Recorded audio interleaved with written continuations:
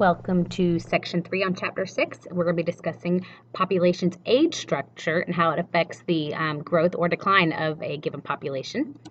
Let's see. The numbers of males and females in young, middle, or older age groups determine how fast a population grows or if that population is actually going to decline in the future. We use something called an age structure diagram. And within our age structure diagram, it is going to be divided by gender. You're going to have the females, obviously, will be going through reproduction, and therefore we split it even further into categories: pre-reproductive ages, reproductive ages, and post-reproductive ages. And this is an example of an actual age structure diagram. And these are used by demographers. And demographer is somebody who actually studies demography, which is the study of human populations and trends in human population. Now, these are basically going to be describing how members are going to be distributed across different age ranges. And they're usually done, these horizontal bars that you see, they're usually done in 5-year increments. And this is a great visual representation of the age structure for any country, and you can tell the difference between males and females. And the total area of all the bars, if you go to the top, is supposed to represent the size of the whole population. The total area of all the bars, so within each category as well. So each nation will have a unique age structure, but we can generally group the categories into your expanding, stable, and declining.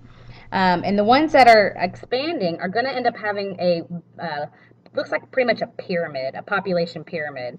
And you're going to have basically widest at the bottom, smallest at the top. And this is very typical of your developing countries like Venezuela, India, you can see Guatemala, Nigeria, Saudi Arabia on here.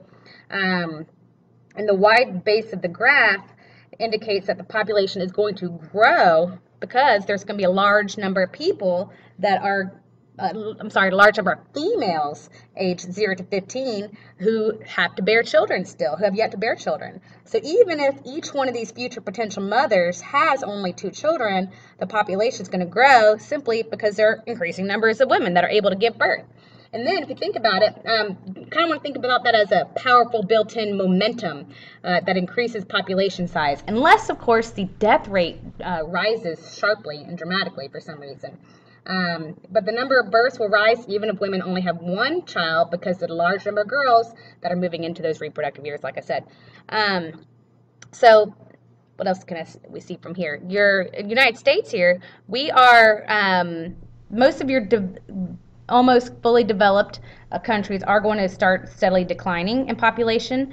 And then if you look over here to your developed and have been long developed, you will see that they this is a negative population growth.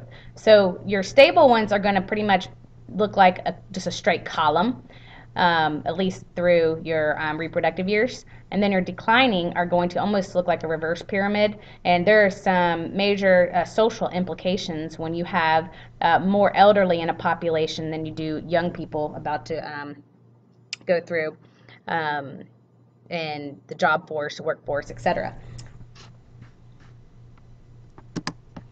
Okay, population structure by age and sex in developing and developed countries. Basically, your population, if you're going to have a rapid growth, it's going to be about 1.5 to 3% of a growth rate. Slow is about 0.3 to 1.4, and then 0 is pretty much 0. We'll give it to about 0.2, and then negative obviously is going to be declining. A population with a large proportion of people in the pre-reproductive, though, is going to be the one that has the large population growth, and that's going to be the one down here, and you see that is your developing countries right there. But this is a global outlook right here. Population structure by age and sex in developing countries. This was from 2006, actually. So think about this. If all girls under 15 had only 1 child during their lifetime, how do you think these structures will change over time? So what do you think is going to happen? Yeah, exactly. Over time, eventually this will even out and end up looking like it's a column through the pre-reproductive years, but it's going to take a very long time. You have to wait for all of these people to be up in the post-reproductive age category. And that usually takes about at least, 50 years or so to be all the way up here. developed. Another thing I want to point out to you, we said that the horizontal bars represent about every 5 years or in age, but the bottom of this, the x-axis, shows you the population in millions. In developing countries, we can use age structure information to make population and economic projections. The baby boomers, which I think you learned about last section, and between 1946 and 1964, that's when the United States added 79 million people to its population. And so you can kind of see that this population will bulge. Our age structure diagram in the United States is unique because the baby boomer generation will create a bulge in our age structure diagram. And baby boomers actually make up almost half of all adult Americans. And so you have to think about how that plays an impact and a role in deciding who gets elected and who is creating the different marketing and advertising for products. And then you want to think about who is going to replace all the jobs that they had, and what about all the entrepreneurs that are going to be retiring here pretty soon. So basically right now they're calling it the graying of America, because in about 2008, 13% of Americans were 65 and older, and that by 2043 there's going to be 25% of Americans are going to be in that category, 65 or older. So then you got to think about retirement, right? You got to think about shortage of workers. You got to think about the healthcare. You got to think about Social Security. That's all going to play a big impact on our pocketbooks. But of course, there's always the implementation of immigrant workers coming in as well. Okay, here's that baby boom generation I was just speaking of. You can see in 1955, and here we are in 1985, here you are in 2015, and then here we are in 2035. So think about right here, especially when you have this population, retirement, usually Social Security kicks in about 62. So look at even when the people in their 50s here make it up to 62 right here, it's going to play a big role in the working Americans down in this category in your 20s, 30s, and 40s. These are the folks that are going to end up paying Social Security, and there's going to be a shortage of jobs, and that is problematic. Populations made up mostly of older people can decline rapidly. Now, if it's a slow decline, it's manageable. But if it's a rapid decline, which they have fear of in Japan, they have a high elderly population. They live long lives in Japan, but they have a high proportion of elderly, but lowest proportion of young people. They say it's going to decline to probably from 128 million in 2008, that their population will probably be 96 million by 2050. So this can lead to some severe economic and social problems. There's going to be a strong strain on government budgets. The individuals are going to have, consume increasingly larger parts of medical care, Social Security again, and other costly public services. And these are funded by decreasing number of the working taxpayer. So it's one thing if it's a slow decline, you can usually make up for it. But if it's a fast decline, there's going to be labor shortages. You're going to have to rely heavier on automatic devices, automated services, especially I guess when you have to call into any kind of call center. Everything is automated now, your banks, your everything. So there'll be more of that, I'm sure. You're going to have a shortage of health workers. As a matter of fact, for those of you who are planning on going into a medical profession, they say that you need to have twice as many doctors specializing in healthcare for elderly. So you want to go into geriatrics, especially if you think about the baby boom generation in the United States. Going back to the United States real quick, the baby boom population, as they reach elderly, then there's going to be a huge market for doctors in the medical profession in geriatrics. So think about that. Some problems with rapid population decline: it can threaten economic growth, labor shortages, less government revenues with fewer workers, less entrepreneurship and new business formation, less likelihood for new technology development, increasing public deficits to fund higher pension and healthcare costs, and pensions may be cut and retirement age might go up. So think about that one. So out of curiosity, which one of these, give me one. Tell me which one you think is the most important of these problems. Yeah, that's a good one. Yep, I agree completely. Okay, populations can decline from a rising death rate, the AIDS tragedy. And basically, this is something that showed up about 70 years ago. 1970s, and a lot of the young adults were dying, and it started out with the a lot of drugs and in that population from sharing of needles, etc. And basically, since its discovery, there's been at least 25 million killed, and that was by 2008. That number's obviously gone up now. That was 2008.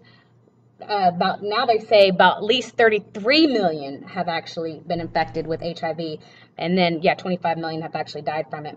But basically nowadays, at least there's they have it's kind of, they call it a antiviral drug cocktail that can at least help to reduce the risk that the virus will evolve a resistance, because usually they evolve a resistance to one of the drugs. So meanwhile, if there's multiple in the drug cocktail, then usually they can nab it and at least thwart it off for a while. Unfortunately, though, that this particular drug cocktail is only available, it's super expensive, so it's only available to those with money. It's not affordable to most people who live in low-income countries.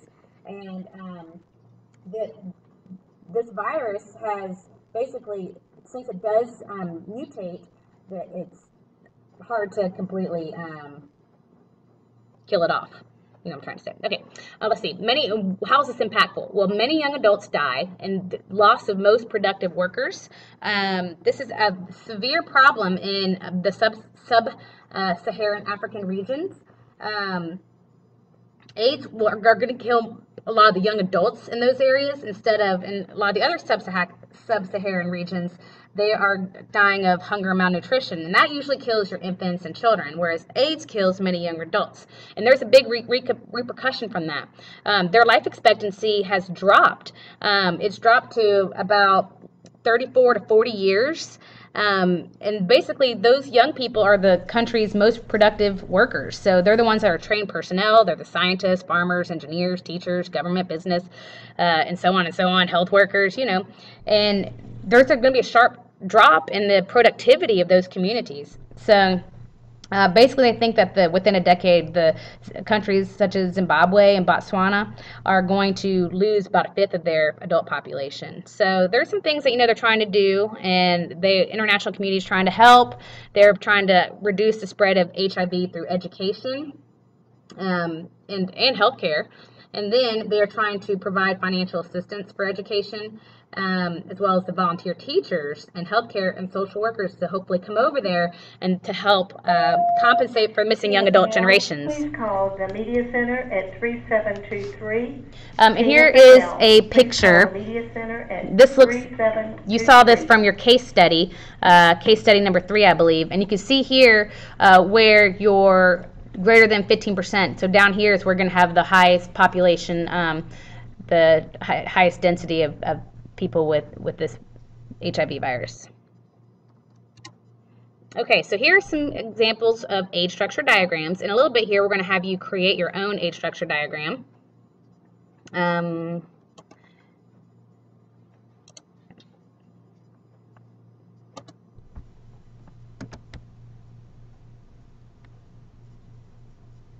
Okay, so you can see United States, we have Canada,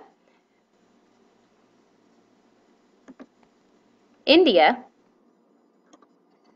Australia, Mexico, and China. So which one looks most like United States?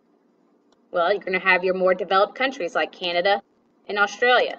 And then your developing will be China. Notice that you can tell where they enacted their one-child policy, how they've actually started to slow down in population. But your developing are going to be more like your Mexico and India right there. Okay, so here's an interesting figure with the United States age structure. Here you can see a good example of the baby boomer. In 1985, this shows the gold bars represents the men and women of the baby boomer generation. There you go.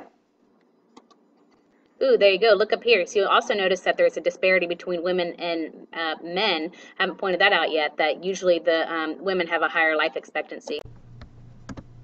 Okay. Uh-oh. See, I think it knocks me out when I do those things. I'll be ticked. I'm talking to myself, kind of. I think it knocks me out. It messes me up every time I try to do an age structure diagram. Ugh.